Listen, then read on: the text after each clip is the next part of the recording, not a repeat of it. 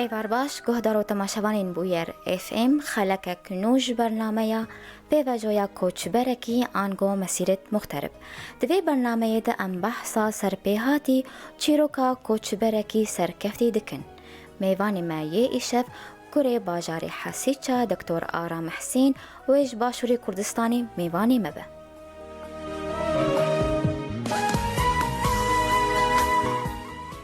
دماتا خوش به دکتور آرام تو بخیر هاتیه برنامه یامه دماتا خوش به سلاوی مج همه کسی گهدار هنه کارمند ایزعابویر هنه و شبابه گلگی خوشی و حسانی در باس به سپاس دکتور ام دست بکده بکرتاسی تخوازن تو بحثا خوب که تو کیت بحثا جیانا خوب که دماتل سوری بو از ناوی من آرام محمد سعید حسینه از دایگبونام سال 82 بله باجاری حسیچا ام خلق عامودینه زاروكتي عمل حسيتها بول بطهارة صالحية عندنا أخوة سبقيناها وبكالوريا سوريا بريين بشتيوي أشوم لبناني أو بشكي بشكي ولو بالا من سركشانت مخصص زهر ويا بنارم بله أو بشايا جير بيجن بجيشكيا دوماي كرن يعني أطب التكميلي بله صلاة حزار وبري خدا خواندنك باورم تو نبول السوري دوي دميده وقوتا أفخندنايا بجشكيا طب تكميلي ما بس تاج في خواندني تشبو دكتور أويا بيشي تشتكي يعني أو بشوي تيفل بو بياني بو يعني مختلف وغريب بو تشتكي نوبو مخص تشتكي أوي نو أز تجربة بكم بلي أويا جيتنا بالسوري براستي أويا بس الجامعة الأمريكية لبناني هبو لمصر هبو يتشافي فرايها ريمي مصر بو إيدن لبناني بو أشوم لبناني دس بيكي بله تخوازم تشگوه دارو تماشاوانین بویر تو بحث بك أفطب تكميلي تشيه طب تكميلي أويا جريدانك جحمو بشي تختوريين إيه بجيشكيين دستيكا تختوري تشيبو وقت ناسكرن أولاد يروكاوي حتى أنا سي بشيوي هبون يك جي وقت طبي أنا دبيجن طب الحديث كيميائي وتختوريا جهايي هبو أو علاج الطبيعي وتختوريا جدن هبو حتى أنا جنك بيب كارتينن أو سر تعويزاتا أو تشتي روحاني بون بله فطب بشتي قال لك بس جريك د التختورية تشيبون قال لك مشاكل تشيبون فقال لك دراسات تشيبون بيان وضعكي انه افيا بكن اقسامي وي ضد وقت اكيد طب الحديث تشيبون بشكي او هاتش بيركرن بشتي تجربه بطب الحديث رديتن انه او تشتوي ناس سركن يعني نا حمد تشتي بجيتين درمان قال لك اعراض جانبي انا رابو دولتني مظن وك اوروبا وامريكا يعني وك قاره اوروبي دولتي اوروبي وامريكا بقريان تشكي نهشيكن رابو طب التكميلي تشيكن الطب التكميلي او يا حمد اختوريه تشتي باش تجربه تجاربه دينن بطريقه علمي حديث سر بحوثاته وسر مجهري وتطبيقات مختبري علاجات تيويت رزق بله بأف باش دا خوازا تبويان هنكاش تخواست قوت بخوينه نابخو اويا انا دا خوازام بو منزاني بو اويا هيجي بشتي بكالوريا او وقت خدي تشتكي لابدو تينه مش داس بيك دي كيف مش تشتي ولو زحمه تردهات يعني او تشتي حسان كيف ترجع ندهات اشوم شامي بشتي بكالوريا صفل جيكي من شخص جديد كسك مديد ناوي محمد سعيد عصراوي بو اويا خلكي سوريا يبو اي جبل الشيخ وندك يجير قوتن نبعد بيجن او كسايا دركت انه اويا تختور دي جامعه لبناني دي قسمي جهاي اي طبيعي اي طبي يعني جهاي سروشتي اي طبي اويا هنكي لو بحثا كاري خوكر من بال سركشان مجر قاسكارم بمجموع بخوينم وهاكو عمليت قرن يعني بقى نهد في منطقه دوم توازن كسك هبن ويبخو براستي مبر يعني شو بشتي قسكت المجالي ويدم مديك تشكي قلتي خوش مبردوان كرتي باشە دکتۆر ئاستانگی چ هاتن پێشیاتە و گەلۆ کەسی ئالیکاریاتە کرد ئەستەنگی هاتن پێشیامە ئەv بەشایە وەکمە گوت تیڤل بوو بەیانی بوو يعني كسكي ناس بود نام مجتمعي مدى بەێ فبراستي محس كر از بناء اشكاري از وي خواندني بكن فجمارك كيم كسي دورامي زاني بوم بيز بي خواندني تكن جبرچە مگو هاگر بسر نكهتم كسك بين زان وقت بسر كتم بشتي وي ايشي مكاري وسائقي وي او بشتغلن استنجيك تشيبون انه الدولة سوري تنبو ام دردكاتن جدربة طبعا نحمت وقتي جدربة بو قال لك اونلاين هبو يعني ما ابحاث شيت كرن ما تشيت كرن ما رات كرن او ابحاث ما دراسات دبون سروي مستوامات قيمي طبعا درس نظري جاونا وانا لازم بون ام حاضر بن قال لك جوان هناك عملي ابو لازم بو ام لا ام حاضر بن فيا شنو هاتنا مبركر بر خوندنا وي بر زحمته جبر قلتي برفريه يعني لاش كامل سر هفدو دبيت تحمد شتي سر ناصب بەێ فأبيا أصلا أبانا تا چەند ساڵە خوندی لە زانگەهی لبناني أز 2001 حتى 2006 زانكو أمريكي لبناني بەێ ده سركة وان رات كرن فرعي ايه هريمي بشي هريمي لمصر از يكمين دردكاتم تصالة فاز جناب وان حسابهم بشتي از شوم زانقوها مصر 2004 حتى 2008 من خلاص كر كتختوريا دوماهي آني يعني بي اختصاصات بەێ دکتۆر کەسی ئالیکاریاتە کرد كسي آلي كاريا مكرن يعني از سباسيا واندكم وابتشتي انا جوزجيامي امز بيم سري صدي جيج نا بينجوب جور دبه فنكيم ترجوان رأيين يك جي براي مني مظن فيصل بابي عين يك جي ما مستيما هبون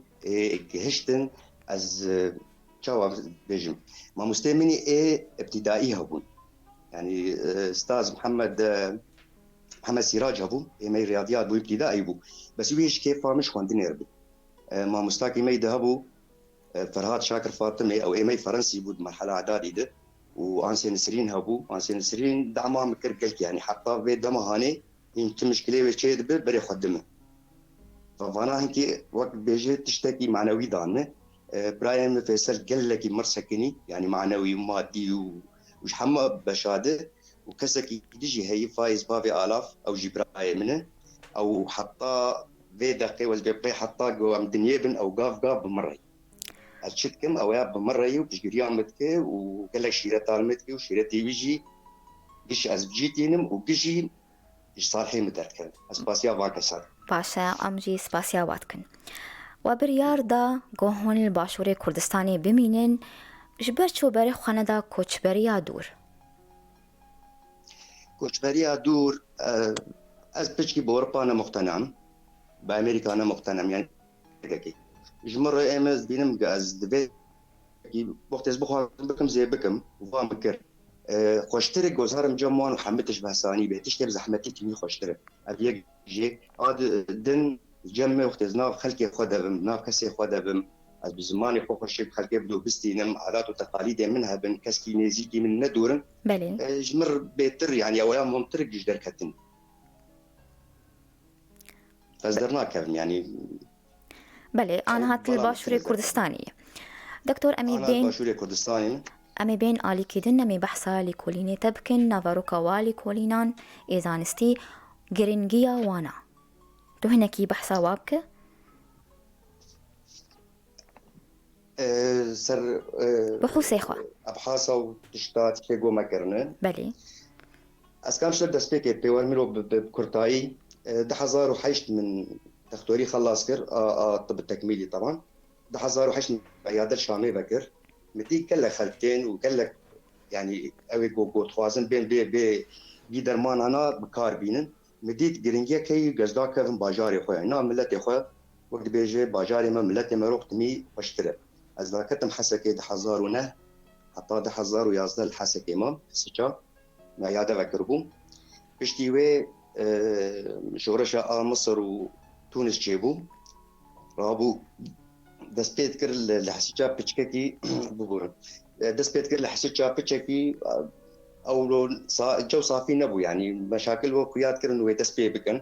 ئەس چوم دەربێسیێ 2011 ملورجی عیادەڤە کرد بوو 2012 بەحسێک من هەبوو 2004 ئەو بەحسایە حەلقت بەحەش خۆرچێ کرد بۆ داویا ساڵە خۆش بۆ امتحانی خۆ پشتی وێ ما دیت وەبەیە گەلک تشتی نتێت هەنێ ما بەردەوام کرد حتا 2012 مخلص کرد لازم بوو گزراکم ئەو نەتائجی مردە کەتن ئەزراکم ئەز بگینم جامعەیە وێ دەمێدە لیکۆنین جەمەل هەرێمە جەزیرێ نەما ینی اتصالات تەلیفۆنی ئەنتەرنێت نەما ئەز نەچار بووم دەرکەوم جیکی گەسکاربم بانان ڕاکم وێ دەمێدە تورکیایە دەریڤەکری بووم دەریە سەرێکانێ دەرباسی تورکیا بووم 2012 من او قاغتي خوي ايه يساني شيكر ايه قانوني لتركي بوس كاربم بشكل رسمي از وان تشتي خوراكم الويدا كم بحثا خوراكر وحمد شوادير او بحثايا بحثك بروفيشنال دركت ومستر وياجي خلاتك باش مستن او دبيجن اندانيا زيرين اندانيا زيرين دناف كسي ايه خندباني جامعه تكساس قلتي كيما بلتل لسرچ ستن تلسرچ ورگرت اف اندام یازیرین لسرچ لیکولینه بو تناوی وی نگوتیه ناوی لیکولینه خوا ناوی لیکولینه اویا سالا نوتو پینجاب جورده مشاكلنا نهجي بونا خلق دي اين خوشيه تشتي ايغود انك جي دهات خوياني كرن انك ندهات خوياني كرن ايغود هات خوياني كرن مشاكل اي جنابون وك التهابات نسائي بون وك مواد عدل كيسات بون دست بيكر بو هيدي مشاكل اي جزاروك جوار تشيند بون تشيد بو مشاكل اي سرطان الثدي بيشكي بيتر بو جريك اي الثدي تشيد بون بيشكي زيادة تربو رابو ويا بالا مكشان من بحثا خم السر وانا خوشيات شيكر وقت بحثا خو شيكر شكر السر وستيان بيشكي سر سكني كان جي افتشتانا الجمع تشيبو يعني جينيمي اي بيش المشكله جمعان كنبو شما انا تشيبو تشي نو كت ناف جيانا مدى حطا قبياكر فدتش بالا مكشاندن جلوبرك وخوارن سر خوارني ما قش بون بلاستيكي بون بسمادي كيميائي فخصائص اي وي خوارني نمان قش هاتن غيراندن باعتبار دخانيه بلاستيكي ده وقت يروك ليت خا او اشعه هنيك ماده كروفيل وقت اشعه تحت البنفسجيه فوق البنفسجيه تحت الحمراء جروكي دات كافي دك عاكس دلايلون الدربه زبه اشعه كي ضد فدب تشتكي اكسد تشيت كد هندري وان في كيد وي خضراده مع انه قال لك تش لازمك اكس مضادات اكسد اليدن اجلو برغابو نوع قماش الجمع تشيبو بو زيادة ديد بوليستر وليغرا از بغاريان من البوليستر وليغرا غاريان از بر غاريان بكي تقريبا بصالة تشني زور كرتي مجي مقارب وزبل بين بلد قش بشارتي يعني تش مشكلة وياي النظام مخصص ناسكم كابوليستر وانشلو تشيد بن كاتش موادي وين شاوا ارجلو برجي تشيد بن ويش تأثيره سرلاش بشتي اسكتم ناف لي غاريان مديت بوليستر مادات مشتقات نفتشي يعني بوليستر دشتغالينه بولي او دبيجي يعني عديد يعني كلكتش ويستر دبيجي مركب يعني مركب ايش قلكتشتاي از ليه خبتين دركت ماده ايثيلين يجي مشتقات بترولي افاغو بوليستر اساسي يجي بنتيجه تفاعل بين احماضات وكحولات والتفاعل ده تناسلات جزيئات وشيت المهم ميزات اي بوليستر انه رطوبته امتصاص ناكن يعني وقت رطوبه تعرض دلاش شيء امتصاص ناكن تفاعله باشعه الشمس ردك قلكي وحرارته شيء تخزين حراره شيء كافاناج لاشره يعني تعداوي هي اساتم ليغرا شركه دوبونت امريكي شيكر صاله بينجي وحشتا ليغرا او جيج مواد مركب تشيدبه يوريثان جيرد فيجن او يوريثان تشيدبه ذرات هيدروجين وكربون واكسجين تشيدبه. انا بالنسبه للهيدروجين غازك يعني نسامه بس كربون واكسجين قال لك جلاشر وقت بيجي جاريا وان بر فوقت بكميات نتيكا من لاجدو معامله بوارنا بين مشكلات كيتشيتك بله بالسرد انه ماده ليجرا قابليه التمدد والتقلص قال لك بيرهي يعني قال كي فرد وقال كي تهفدو او قابليه تقلصاوي دهيله انه اعاقه دوره سوالي لاش تشب وقت بله انا بشارتيه النسبه مزن دلاش انسان سوائل فوقت او سوائل ناقرن اعضاء خشك تغذيه خناستينه رجين وديس حرارتي وتفاعل بشعار كيردك لاش انصار دك جبر ماده كيميائيه بحماضه اي تعرق ردك. بله دكتور فبيا هشت انه جعرات دي بيخو يعني كرن او مشاكل نسائين وقت ما بايت هذه الكيسات قالوا بونك زياده بوزن ومشاكل يدني جهن يعني ممكن كان قال كي تيك من افان دك بردو دريج. بله أولي كلنا آگرنگو لسر جلوبرگو جورين هنك خوارنان بون دكتور تا پیشک خانه خواه باشوری کردستانی وکریه عیاده خواه او عیاده چاوایه چه آلیکاری و هون پیشکشت کن و سردانی خلق گونتین گلتا خلقی باشوری کردستانی نه یان پنبری سوری نه یان عربن. انا دجي جيشكيل الكردستاني انا الهوليري بلي ياك جيرت بيجن شارع الطباء او مركزيه سنتره وهي سيرش المتري تختوري مي سوري يعني برينيون ادبجن بلكي قش سيرش المتري استنى لشارع الطباء فبيا هشت انه خلكي مي اي روجافا زوبزو ريبسر منخن دسبيكي دي براسي قلكي كيمبون جبر اي هرمي بو كسكي مناس نذكر بس هدي الحمد لله انا بكي حتى بازر وجاجز توقع دكم موعدتنا بن يعني فهاتنا خلكي قرشي بوي بيجي مي اي روجافا بيش خلكي مي عربي سوري بن اي علي شامي وحلبي وان بن يخلكي اي هرمي بن انا قرشي بوي الحمد لله حتى انا سوري جي يعني اوجي جارنا تنجم فيدك انا خوش ابني سوري حتى فيدك بله خلقی کردستانی خلقی باشور چاوا نیزیکی وی پیشکیه بون دسبيكي بالترسيبه بله بس نخوش بنخوش نتيجه بنتيجه يعني حرنا خوشك دار تشتك جديد نرینا وانا لسر هبو لسر وی پیشکیه نرينا وان قوتن كردواري يعني وك الجامعة دي عامية بجن طب عربي في دولة اللي نرين بس باش تيجي ناس كرنو طريقات علمية انه خندنا فينا والله اذا هاتم شنقي هاشفار حافظ كرنا بيدخموا او لا انه مخبري ومختبرات درمان مشيت كانوا كش نسب موزون بطريقات علمية انها ماولوية فهدي قربون انا بيجن بلكي اجنبوا كسي ايجو قال لك تنجم يعني جبرتش كي نويلش باشه دکتر بریگو امهر نوبرکه آمورک و هیج بولی کلنا نخوشیان او آمور چیه حتی چه راده نسبه نخوشیان لاشت در دخینه اويا شير بيجن جهاز الكم او تابعي طب الكوانتي اغا هني مكتبة فضاء الروسي طب الفضاء الروسي تشيكر بو بيجم تقريبا صار 1981 تشكي اولوبو المهم اويا تشيكر جبو ابحاثي علمي فضائي جهازك تشيكر استقطابه زبزبات الدوره وي تشيدبه وبكي نيفساندن كاربن بوخين فضاء تشيدبه صدفه بوار تشيبو ان وقت هاتن تيست السر تشيكر دي قال لك تشتين بركتن نا اشكرن ليه خبتن ديتن انه وك علاقتك بلاش انسان بهي شكرا رابو هناك جاليه الصينيه انين باعتبار الطب الصيني دكتوريا الصيني درجه الصيني لسرفينا ماتي كارتك وكاورن جو دلاش انسان دي مسارات الطاقه هنا ام درجه الصيني سروان شغل ف وقتا خده هنك ليه خبتين صار نوتو دو دوا جهازك تشيكرن بزبزبات لاش إنسان بكشينه ترجمة بك بيتش أعضاء لاش إيجو بو تعبينه تزيدي خد شغل وكيم شغل تشتي وي عالمك ألماني قريب وي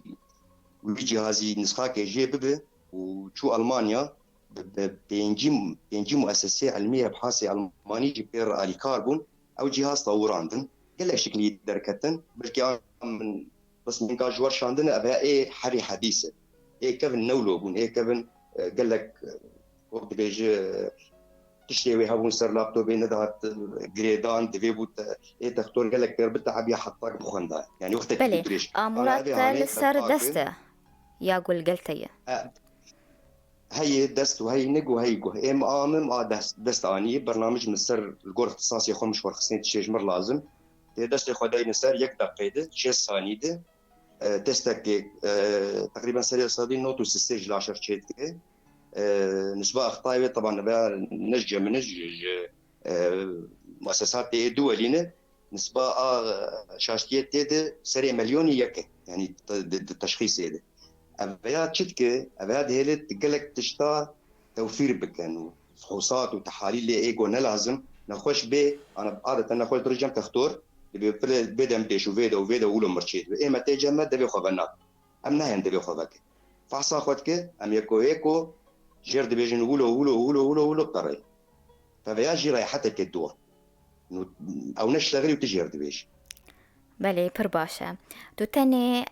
أف آمور الجم تهيا يعني كسندن هنا إيه حتى مثلا نكسكي حتى انا او نخون دي يعني طب تكميلي نخون دي حتى سيرفي جهازي بن اف جهاز بس ما ابجريد هاي بله نقطة تجي هي او كسي ايجو روسيا خوان دبن ايجو زانغو هواي وطني خوان دبن او روسيا معتمده وحتى اوروبا وامريكا جو معتمده اف جهازات طريقه علاجاوي وهذا زي الصيني يعني كلك تختاري ما روسيا خوندنا باختصاصي خودش خور دوراتي درزين اي صيني لو دفتكو فايج درزي الصيني خوندبن ممكن الجهازات بير استعمال باشا يعني كيس كي جي فهمناك يعني قد درزي الصيني خوندبن جي فهمناك باشا دكتور آرام أمينا بركة كورت بستين وقرن برسيخوة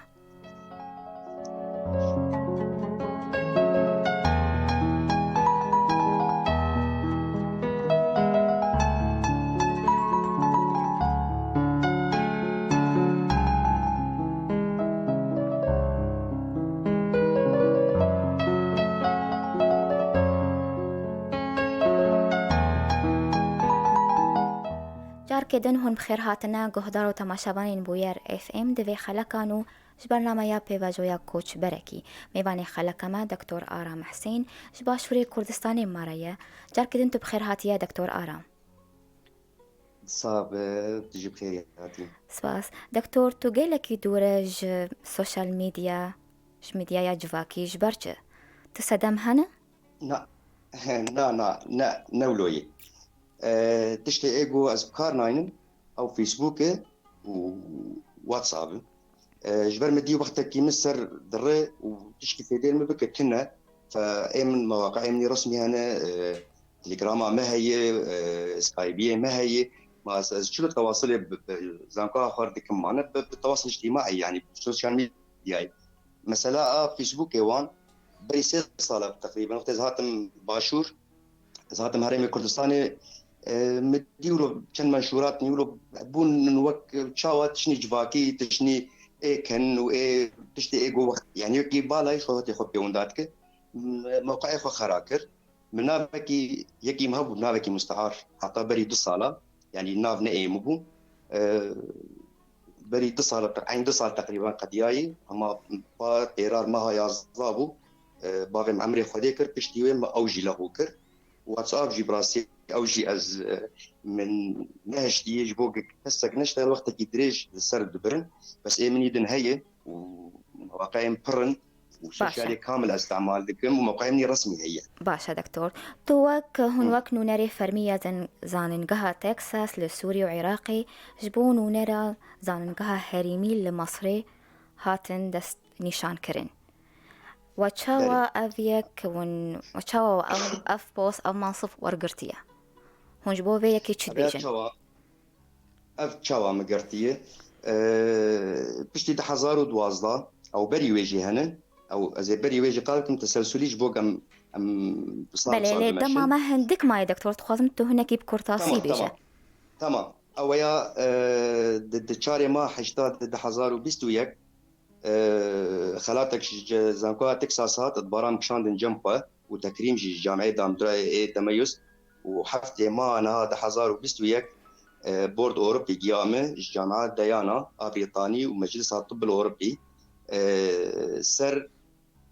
كمي نخوش الجمر حد بون دمك كده أو كما ياجي شو بياجي نك تشتكي غلطي تشي وقت هات نشراندن هاي مجيت نبو بله شهاده من سر موقعي جامعي هنا شراندن بيت تصديق بيت تشتك شو يعني او ياجز بازم زلال بكم او سر حشت حزار وسياسد حالي مني سوء امتصاص او داء زلاقي سيزدحب تاني راحت نبون حشت حزار ودسد وحشتي وحفت حب جوان كامل راحت بون بينش حزار وصد وحشتي ويك جوان حشت حزاره او انا ايجو بس امتصاص بون سي حزار وصد وشش اي جرثومه معده اتش بالوري هبو سي حزار وصد وسي وحفت مشكله اي جنا هبون حصد وحجدا حالي عقم نساء هبون عقم نسائي شكل بله سود الدو زلام هبون شازا فيروس سي شلو يك فيروس بي بين صد وحفتي ود حالي بروستات ابيا حر صال تقييم جامعه جمارشيتكن حمك خلدفاني خره سر على الدنيا قشي بس اي وان شيتكن سروي تقييم الدنوان فبيا سر وياهات انه جمارك مازن جمهبو وافضل ما يسوم امتصاص من قلك الفيش خستبو تطور قال لك كثير طبعا اف مشاكل يم قوتن تقريبا سير بيوان درمان يسوم امتصاص راح بشتي ومن بيش خست ودحزارو حفدج من يكاولو استندبو بس نب في خرطبو نيبو او جديس سر جمارة نخوشا وشغل قامشلو. بله گلکی باشه دکتور توی کمین کرد روش آوای کردستانی گو اف بشه خوندنی خوندیه اف بش خوندیه او اف ارکیها بدست خستیه تجبو ویا که چید بیجو چه هستیتنن گو کردکی سرکت اف سرکفتن بدست خستیه انا تشتكي بيشيش بيا بلكي انا هناك دنها بالنظام بس هم بيا وقت بيجي التختوريا مستقبليه از حزكم قال لك مهريني جبر انا اوروبا وامريكا وانقش قال لك اعتماد ساتكم قال لك دولتي عربيجي بيا جمخو اعتماد دكن يعني يجي مصر ولبنان امارات هي المغرب العربي هي يعني دولتي دورها مقش بمجولا كما امجي ناكن وأيام أكاديميجي قامش وفكر حزارو بازدا من ترخيص آني أكاديمية روجافا طب التكميلي دكتوريات بجيجكا دو ماهنجي كرن بس بيشك بس جريك تشيبون روتينية إداري ما قرت يعني از خوازم بيا بالويدة كي وتخوازم قال لك عندواني مجدير بخوين جبر المكي خوشه وفيداك جيهي بله نویت گلته یکون وگرن روش آوا ولی کاریا خلکی وربکن و نه وندکش طب تکمیلی را وکی أو وقتی گو آمه ویا تنا باقی از بچه ما أوروبا از ننزيو بله يعني از بچه ما أوروبا از ننزيو قالوا طب أكيد تكميل أويا هاي وتحزك مزبقر إن شاء الله قالوا طب تكميلي كارا لكاريا فيروس كورونا بكي فيروس كورونا براستي أم لين بتخاز لين خبتيمه بس تشتك جمع هيج كم دي ناسكرن اي فيروسات وك فصيلة كورونا او درمانا كي جاب بيجن منتول الجمع الطارة الجمع القامش وبطر هي وارزانجي مادة كريستالي وك لبا برنجي تشكك تتخنا مثلا زورات كي تشكي تشكي تتخنا بدولو دحله دبي راسا تبكشينه استنشاق وفخو قال كي توجه قال لك يعني جراي نخوش يعني طعماوي جراي نخوش قال كي توجه دبي يك بحملينه او سي جاري هاد بخوارن جرعاوي حر 12 ساعتاي بتشكي ويد بيجي او اعراض كورونا كيمك بس باشا راح تبون معلوماتي مسرتنا لين جبودا من بيت بروجية تهنا دكتور آرا والله انا دبح سيمني دنهن مراك يك راكدي زانكو تورونتو لكندا ويك جيل زانكو تكساس زي السردنا خوشيا شكر وضغط او جين وقت بيجي ند نيفي دي يجي كيمي نيفي وان شاء الله روجي بي او جيب سركبه وبنر بقين نتائج نخش لسر شنو؟ للسر نخشيا ضغط خوينه وشكر سكري. باشا. جبو تفاهيا جوانين كورد هون چه شيرتا لوان دكن؟ شيرتان جوان ارن اد بجم تشبه بحث كرن مرو ناقي انا اما ابياش شو من محجه كري وقت محجه كري وقت خداي وقت خداي ويجي تجدان وقت ما اروح حج كاري خو بك حج كوندنا خو بك مبسر كبد از فازم حم جواني ما تشتي جو كرن برا بحث كرن بكن برا نا والله بكن جبو مردودك ما تشخور بينن يا والله انه كارك وي هي لا برا بكن بحث كرن جبو كارب انت بسر كبد. بله توانا شويرت دكه گوبر خبدن خواندنا وی بشي؟ قال لك يعني يوم تسمى تركب زبالم قورتو كاتشي روجافا حموه بخوين يبان مديد بتشت هاي وشتيت هناي علمك يبر فريه ووقت بيجي بيش روج جيري حركة سكارة بخوينة يعني هنك طيبت هنا. نا انا ابيات شلوي بشي وهن هاي وقت ما مثلا تختار تركب في تصفي نهو بكالوريا وعلامات نجيرتين قصتن يعني هنا كورسات كان كورسات وقت بيجن دورات تدريبي تكن او تشنا تعلم بين وقت مساعد طبيب وقت انا المستشفيات دي تختار هي ممرضه هي مساعد طبيب هي مساعد طبيب جراحي افجي بشي ولودين بس حمك اسكار يعني الماما يهبه كارش خور كورسات تبك يعني كارب تشني حساني تشني كارب بك يعني نب في مزنبونا ابحاثا وتشتا يجبر جير حقنا او بقاره اي انسان بكاره بس حق جيرنا بجبر تسلسلك علمي هي بيسر بمشي. بله ام بجن چل جم دكتور آرام حسين هبو حطاني افسر كفتن بدس خست چل جم تا پیدا بو؟ از قلبي سر اشكم از نظام تشتك نافي مستحيل النظام يعني دمتو تشتكي بيز داوياي بينم و وقت بيجي الصبر جير لازمه وقت مقود ديس أفيا جستاز مر ما مستر تي محمد سراج من ابتدائي ايجوش كيف فامج خندنير ايجوش او مدار رياضيات عالم جيت طلاب يعني بشكل عام جيت ترسن امز بوم عشقا مكتي أفيا هبو وبشك وقت بيجي علي كاريا اي دورا منها بون وقت مقود او كسي جو علي مكرن بله فناشنا بسركه طبعا فضلا خدي بري حمدشتي بله ام گهان داویا وقت خوا پیاما دکتور حسین و گوتنک داوی اسباسيا اذاعه بويردكم وحمك سي جهدار وان شاء الله روجن بين افعل ما يبقيش قبل الروجافاز ويا ببين ما يخونك جمره وحمك سي ما كيف بشيبن وارامي قد منطقه ما تشيبه واف جامج حمك سي مري قالك سباس بوتا دكتور آرام گوروت بو میوانی ما سر کشتنش بوتا وش بو کاریتت خوازم و جیانک خوش بوتا سپاس.